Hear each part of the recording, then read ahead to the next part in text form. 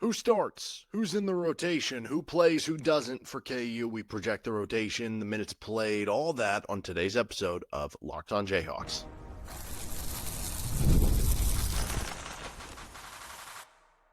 You are Locked On Jayhawks, your daily podcast on the Kansas Jayhawks. Part of the Locked On Podcast Network, your team every day.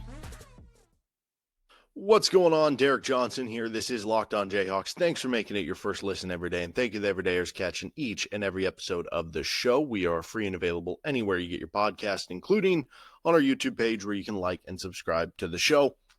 On today's LOJ, we're talking the KU basketball rotation. This is going to be our 1.0 edition of trying to project the starting lineup, the rotation, how many minutes everybody plays, where are the biggest position battles in the offseason now for KU basketball. We'll get to all that on today's episode of the show, which is brought to you by Game Time. You can get tickets for summer baseball with the Royals. See if they can score a run in the game you go to. Download the Game Time app, create an account, and use code LOCKEDONCollege for $20 off your first purchase with Game Time. Okay, so we're going to get into all sorts on the KU basketball rotation on today's episode. Let's start here with what we expect the starting lineup to be and where are the competition points for who's going to be a starter. I think you start right here and say, who are the locks to be starters? Darryn Peterson, I mean, that's a lock that he's going to be a starter. I mean, you're talking about a guy in Darryn Peterson who could potentially be the number one pick in the NBA draft. Like, I don't think I really need to get into much more. Like, Kansas built this thing around Darryn Peterson. He is a lock to be in the starting lineup. Don't need to get much more into that. Flory Bidunga is a lock to be in the starting lineup, right? From him entering into the portal, coming back out. I mean, it was always set up when he initially came to Kansas for him to be the starter post Hunter Dickinson. And then with how the portal thing went, like that just feels even more guaranteed that like he's going to be promised a big role. Flory Bidunga is going to be a starter on this basketball team. So realistically, I would say, though, I don't know. I would include this guy in the locks as well, even though it feels like a different tier. Like when you're talking Darryn Peterson and Flory Bidunga, you're not just talking about probably locks to start. You're talking about players who are realistic, like Big 12 award candidates, right? First team Big 12 candidates. And maybe, there is room for that third Kansas player to grab that sort of thing. And maybe that is a Trey White. Maybe Trey White averages, 13 points, 6 rebounds this year. And that does, with some good defense, get him on one of those lists. But I would put Trey White as basically a lock to be a starter. Again, it doesn't feel like it's in the same category or maybe even the same like zone as, Peterson and Flory necessarily, but you don't have a lot of other fours on the roster. Like Samis Calderon can play the 3-4, Trey White can play the 3-4, but Calderon, is he going to be in the rotation or not? We'll get to that, coming up here. But with Trey White, it just feels like it's hard for me to see to envision him not being a starter for this KU basketball team. So he would basically be to that lock point as well. And then I think it's really competition for 2 spots. I think between Melvin Council, Elmarko Jackson, and Jayden Dawson, those 3 players are realistically in competition for 2 starting spots. Now, if you want to have a conversation about what does the starting lineup look like in January, we're 2 months, 3 months into the season. Some of the young players have more time to get experience under their belt. Is there a chance that a guy like Cole Rosario has that Johnny Furphy type of rise and enters the starting lineup in January where his 3-point shooting and athleticism and transition play is something the team doesn't want to miss out on, and he becomes a good fit in the starting lineup for Kansas? Is there a chance that, Bryson Tiller gets healthy and looks like the skilled big man and Bill Self wants to go to a 2 big starting lineup to open up games? Those are possibilities, I guess, if the moons line up in those situations. But it's not something I'm going to be projecting, right? Especially when you have enough, at least what you would think on paper, dudes coming into the season in front of them. Now, that said, you've thought in some years past you had enough dudes to, who's going to be the starter? And you thought it was going to be, good competition. Like, is AJ Storr going to start? Is Zeke Mayo going to start? Is Ryland Griffin going to start? And turns out the answer for some of those, like, who's going to start? AJ Storr, Ryland Griffin? The answer was no, So, you never really know how it's going to play out. But to me, it really is those three guys: Council, Jackson, and Dawson. And as we just talked about on a recent episode, like, I think Dawson is somebody who fits in a real way that helps this team with his 3-point shooting ability. He's still not going to, like, he's still a good defender on that end too, which is going to help you there. I view him as the guy where it's like, I think it just makes a lot of sense for him to start there, but that doesn't mean it's going to happen. Bill Self might just go with the guys he feels are the 5 best players, right? Dawson might be one of the guys who's part of the 5 best fitting lineup, but he might not be one of KU's 5 best players. And early on in the season, Bill Self might say, you know what, I'm going to go with the 5 best players and hope by playing the 5 best players together, they sync up, they figure things out playing with one another, and the 5 best players becomes our best lineup as well, becomes our best fitting lineup. And again, if Elmarko Jackson ends up being a 35% 3-point shooter, or Melvin Council is his best 3-point shooting season of his career, and Darryn Peterson is shooting well from 3, then that stuff matters a little bit less with what Jayden Dawson can bring to the table with that 3-point shooting. Right now, if I was projecting the starting 5, we'll get to that here in a second, in terms of the minutes played, but I would be projecting Elmarko to start. I think the fact that he's been in the system for a couple of years, the fact that Bill Self had some of those comments that he gave CJ Moore about him basically being a starter, he would have been a starter on last year's team, kind of makes me think he's going to be a starter on this year's team.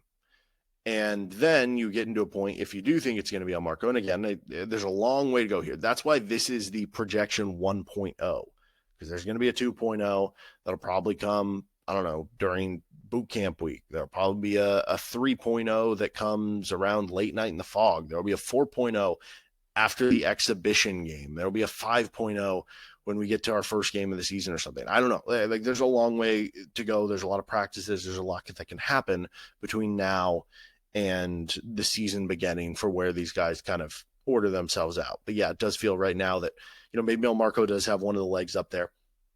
And then you get to a conversation, okay, Dawson or Council. I have a hard time believing Bill Self's not going to start Melvin Council from a standpoint of, like, he just feels like a Bill Self guy. Wiry, athletic, lengthy point guard who's going to really get up and down the court, pressure the basketball, and fly in transition. He's going to defend his butt off, and he's got that dog mentality in him. So that would be my starting 5 projection right now. It would be Flory, Darryn Peterson, White, Elmarko, and Council, with Dawson then coming off the bench. But again, do you get into January and one of the freshmen breaks out? Do you get into January and you say, okay, in the same way Isaiah Moss became a starter for that team later in the season, do you say Jayden Dawson just makes more sense and is a fitting player? And to be clear, I would be, a proponent of Jayden Dawson, playing big minutes. But this is me projecting what I think is going to happen. And just based on right now, again, this stuff changes very much so. That would be my early guess on that. Now, who would be in the rotation? Where would the minutes kind of line up for everyone? Let's get to that next. This is Locked On Jayhawks. Today's episode of the show is brought to you by Game Time. Have you ever decided last minute to head to a ball game with friends or family? Maybe it's game day. You suddenly realize you want to be in the stands. That's exactly where Game Time comes in. It's the easiest way to grab last minute tickets without the stress. With the money you save on tickets, you can splurge on food, drinks, merch, or even invite a bigger group to come with you. Game Time makes it possible. Game Time makes buying tickets fast and simple. Prices on the app actually drop the closer you get to first pitch. I've actually bought in baseball tickets before, like after the first inning. Then they really dropped. They've got incredible last-minute deals, too. Clear seat views and a lowest price guarantee that takes the worry out of buying. Game Time is the official ticketing partner of Locked On MLB and making it easy to browse the app for an upcoming MLB game. Take the guesswork out of buying tickets with Game Time. Download the Game Time app, create an account, and use code LOCKEDONCollege for $20 off your first purchase. Terms apply. Again, create an account and redeem code LOCKEDONCollege, LOCKEDONCOLLEGE, for $20 off. Download the Game Time app today. Last minute tickets, lowest price, guaranteed. Thanks for joining us on this episode of Locked On Jayhawks. Don't forget you make Locked On College Football or Locked On College Basketball your second listen every day here. Okay, so we have our starting lineup projection for the time being with, I guess, Darryn Peterson at the 1, Elmarko and Council as other, I guess, lead and handling guards for you, Trey White at the 4, and Flory Bidunga at the 5. Who else becomes part of the rotation here for Kansas? So obviously, as we said, Council, Elmarko, and Dawson, like those 3 are in competition for 2 starting spots on the team. Whoever does not get that starting spot becomes your automatic choice for probably 6th man. And so that is where I think Jayden Dawson would come into the fold, being the 6th man for KU. Then you would have the battle for the backup big spot. Can Bryson Tiller beat out Paul Mbia? Now, it might not be a direct competition because maybe Tiller is more of a 4-5, and maybe they want to use him more as a 4 next to Mbia or Flory. Whereas with Mbia, maybe he's just locked into that backup big spot. But theoretically, if Tiller, outperformed Mbia in a big way, maybe he has the leg up in terms of the backup big spot. And he's not only getting 4 minutes, but he's also getting the backup center minutes. And that would lead to pretty big minutes overall if Bryson Tiller were able to do that. But yeah, 7th spot would be your backup big, whoever it is. Then your 8th man. So most years, Bill Self is running out about a 7-minute or a 7-man rotation in terms of the everyday guys, and then the 8th guy is usually like spot minutes. Now that differs in certain years. If they have a deeper team, they'll play a little bit deeper. Like I always like to go back to the 2011 team where they had 10 guys playing 10 or more minutes per game. They had 9 guys playing 12 or more minutes per game. So Bill Self will, if they have them, they'll use them. But a lot of times, like for instance, if you're looking at 12 or more minutes per game as your cutoff for your part of the rotation, so to speak, and I guess if you want to look at games played too, because you might play 12 minutes in a game, but you don't play the next game. So you have 2024, 2021, 2019, 2018, 2016, 2014, 2007 through 2010. All of those years, they were, for the most part, playing guys, 7 guys in the rotation. If you're looking at guys playing 95% of the games or more, if you're looking at 12 or more minutes per game, every year from 2020 to 2024, 2018. So, I mean, he's been doing a lot recently with that kind of being the narrowed down rotation a little bit more. I do wonder with this specific team, with having, different pieces, that it's not just about like, are they good enough and this, like that's going to matter. And are they in the Bill Self circle of trust and stuff? But it just feels like this is one of those teams where there really are specific pieces for specific things. Like if you want to play with more of the big wing, you play Samis Calderon. If you want to play with more of the shooting wing, you play Cole Rosario. You want to play more of a 4-5 big man, more minutes Bryson Tiller. You want to play more of a true big man, it's Paul Mbia. It's not a lot of like, okay, these are both, like at the end of the day, Raquise Passmore and AJ Storr were both wings who were, the idea of both players was to be like a scoring wing who was an athlete, It's kind of similar roles in what you would be asking them to do if they are in the game. Whereas with Rosario and Calderon, it might be a little bit different role when they're in the game. With Tiller and Mbia, it might be a bit of a different role when they're in the game. So I do wonder if that lengthens the rotation in some way or another. And so I have the 8th man. Basically, if you want to go with big wing, you would go with Samis Calderon. If you want to go with the 4-5, you go with Bryson Tiller. If you want to go with a bench shooter, Cole Rosario, I guess you could go with Tamari McDowell or Noah Shelby. I think right now my pick would be for that 8th man. I would be going between one of Bryson Tiller or Cole Rosario, but I think Samis Calderon would be in there as well. And then maybe it's even, especially early in the season, it probably will be an 8-man rotation where the 9th man is getting spot minutes. Once we get to the bigger games, right? So if they're playing UConn or Duke, that'll probably tighten it up. Once you get to Big 12 play, it'll probably be 7 guys with the 8th guy getting spot minutes. That's usually kind of how it works from game to game. So in terms of what I am projecting, in terms of what I have for this, I have Peterson, again, starting at the point. I have him playing 34 minutes per game at the point guard. And realistically, between Peterson, Jackson, and Council, it doesn't really matter if you list them as the 1, 2, or 3. There's going to be times where each of them handles the ball. Each of them brings the ball up. Each of them guards the opposing team's point guard. There's going to probably be more times where Peterson's guarding the opposing team's 2 or 3 man. But Peterson's going to be initiating the offense the most. But again, it's kind of interchangeable. So realistically, you could say, Peterson's playing 20 minutes at the 1 and 10 minutes at the 2 and this at the 3. whatever. Maybe the better way of looking at this is just if we look at this from a standpoint of guard minutes. So I have Peterson playing 34 minutes of the guard minutes. Again, there's 120. If you're looking 1 through 3 minutes available, Peterson, just for the sake of it, 34 at the point guard, though. The other 6 minutes that go to the point guard, I don't know if that's going to be won out by, okay, when Peterson's on the bench, is Melvin Council going to be the backup point guard? Because he has really good, he had really low turnover numbers at St. Bonaventure, so, and Wagner for that matter. So I think that could be something where maybe it's him, or maybe you view Elmarko Jackson as being the point guard of the future and you want to get him those reps when Darryn Peterson is out of the game. So I just split it up. Each get 3 minutes per game as the backup point guard. But then I have Elmarko Jackson starting at the 2, playing 21 minutes there. So total it up, I have Peterson playing 34 minutes, Elmarko playing 24 minutes, Melvin Council getting some minutes at the 2 and the 3. Total it up, Council playing 30 minutes. Keep in mind, Council's been playing 36, 38 minutes per game at his previous stop. So he's a very conditioned player that can play heavy minute loads and minute totals. And I haven't played in 30 minutes. You could convince me it's more, because if Bill Self has a guy who can play high minutes, we've seen it before that he will gladly play that guy 34, 35, 36 minutes in a specific game. But I have him at 30 minutes. And then Dawson takes up some more 2-3 minutes off the bench with 22 minutes. I'd be more of a proponent to have him closer to 30, but that's just how this kind of projection worked out. Now, something I like to leave always is spot minutes. I think it's easy for people just to project and say, okay, we're going to give all these minutes to this guy and that guy.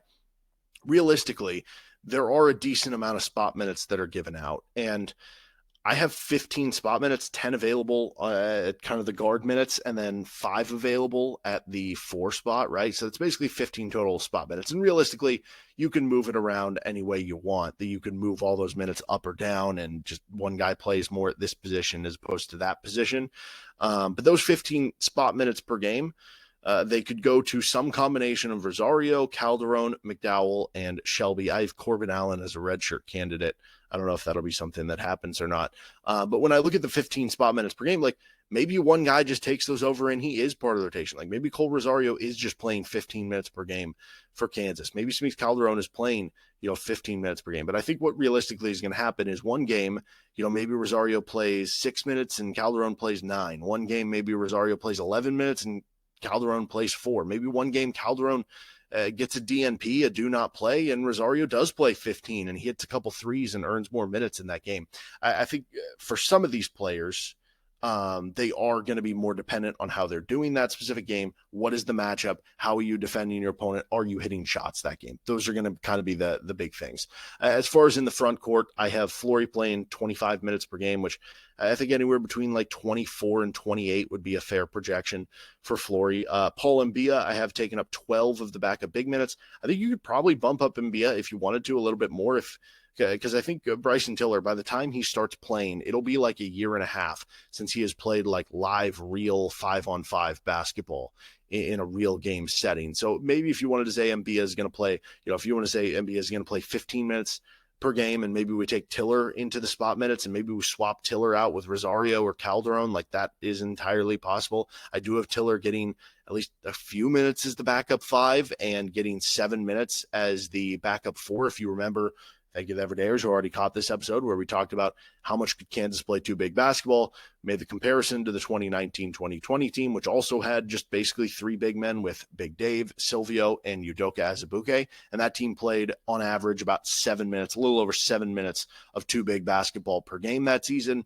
So I have this team at playing 7 minutes of 2-big basketball per game this season by playing Tiller. Those 10 minutes was 7 minutes at the 4. So overall, Peterson, Jackson, Council, White, Bidunga starters, Dawson and Mbia, Tiller in the rotation, and then spot minutes available for mostly Rosario and Calderon, but maybe it's McDowell and Shelby in a given situation where you have 34 minutes for Peterson, 24 for Jackson, 30 for Council, 28 for White, 25 for Bidunga, 22 for Dawson, 12 for Mbia, 10 for Tiller, and then 15 of those spot minutes available. And again, if you want to pull 5 of those spot minutes away and say, okay, Tiller's going to play 15 now, or I don't know, Dawson's going to go up to 25 and Trey White's going to go up to 30, or Council's going to go up to 32, right? These are not necessarily meant to be exact. It's hard to hit these things on the nose. It's more to try to get within a general range of where we think things are. But it's also 1.0, so there's a good chance that a lot of this is going to be very off all of a sudden by the time we get to the start of the season.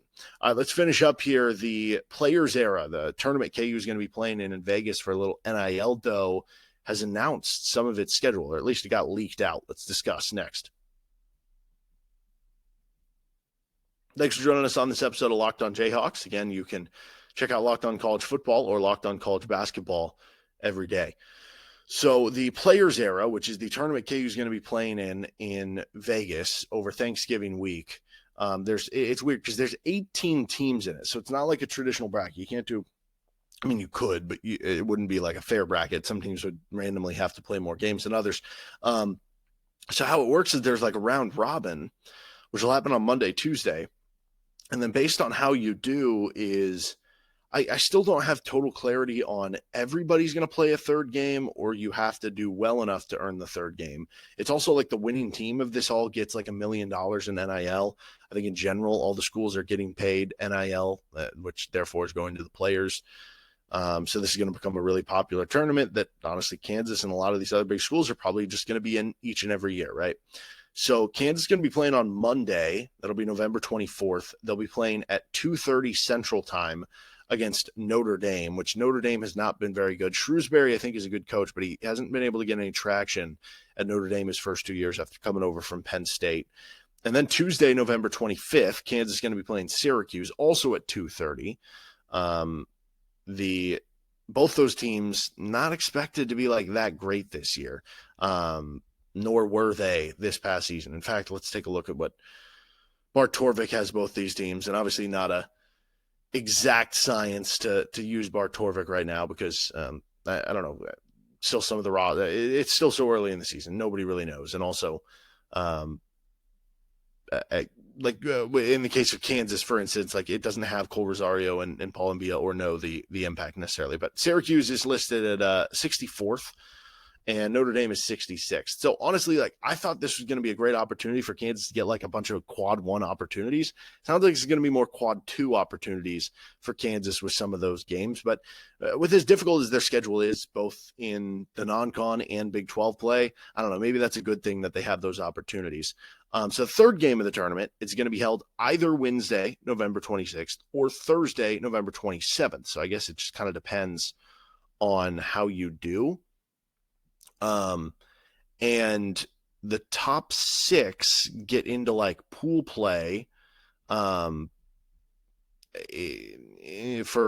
a third game on Wednesday. Well, the bottom 2 teams will play the last game of the tournament on Thursday. I don't know. It's all very confusing. Again, I'm not entirely sure. Does everybody play or is it just the championship? So the tiebreakers though, for the pool play standings are going to be 1 head-to-head.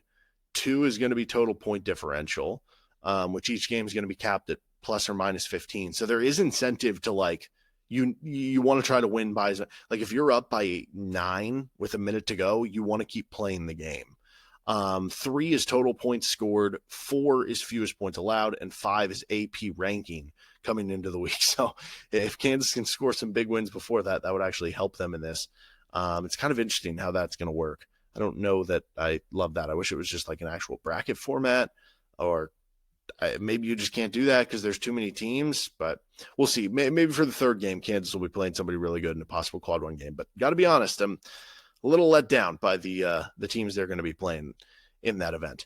The last piece of news I wanted to mention before I go here, this happened earlier in the week, but this was from Jacob Rudner of Baseball America. Kansas right-handed pitcher Cooper Moore is expected to enter the portal. Moore is a draft-eligible sophomore and pitched to a 3.96 ERA and 85 strikeouts and 19 walks over 88 2/3 innings. Immediate weekend arm if he doesn't go pro.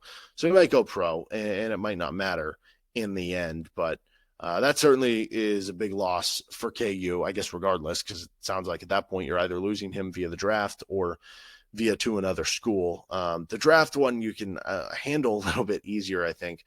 But that stung. I mean, Kansas has done a good job bringing in some good additions so far in the portal, and we talked about on our earlier episode this week, kind of lengthening out their pitching. But now all of a sudden it's like, oh, you lost one of your big starters, so you've lengthened it out, but you lost your big stud. And they've been able to backfill and find guys, and that's something that Dan Fitzgerald has done so well. But really a big blow, because it felt like when you were talking about the potential returnees for the upcoming Kansas team and how good they could possibly be in 2026. Like, yes, Brady Ballinger leads that charge. And then you have players like Dominic Vagley and Cooper Moore that were part of that kind of core you were hoping to see back, really, bringing Kansas possibly to a Big 12 championship in 2026. But big loss there, not having Cooper Moore. All right, that'll do it for this episode of Locked On Jayhawks. You can find our show anywhere you get your podcast, including on our YouTube page where you can like and subscribe to the show. See you next time for another edition of LOJ